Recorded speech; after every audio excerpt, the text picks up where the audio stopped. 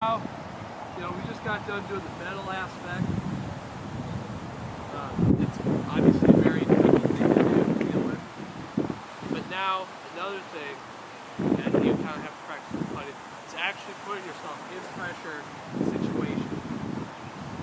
You got that putt to beat your buddy, or you got that putt you want to shoot 7, 8 really bad. You got 4-footer for follow. How are you going to get better at actually transferring that into your game?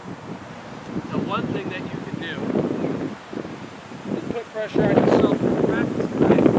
That's the only way to do it.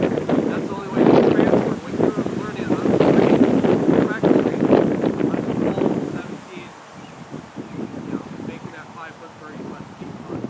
So one thing that you can do, what I like to do, when I'm putting,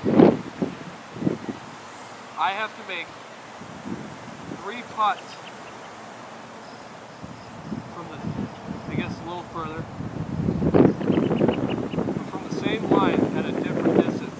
And that means from this angle, so if we had, you'd set up 3, 3, 3, and 3. The way that you do it, it's called around the clock. So another clock reference. The one thing that this does, you have to start over. If you miss one, you got to start over. 12 in a row. 12 in a row. Boy, your knees are kind of shaking when you're in the second to last one.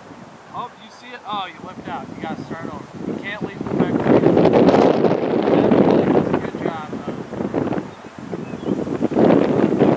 promoting a pressure situation where you kind of be familiar with putting pressure on yourself. So maybe try that a little bit. Give that a go, see how that works.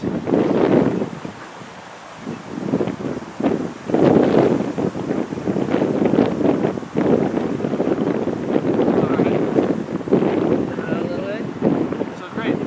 Now you're 1 for 1.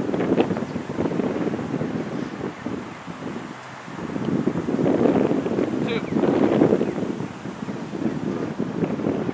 Set up good. Alright.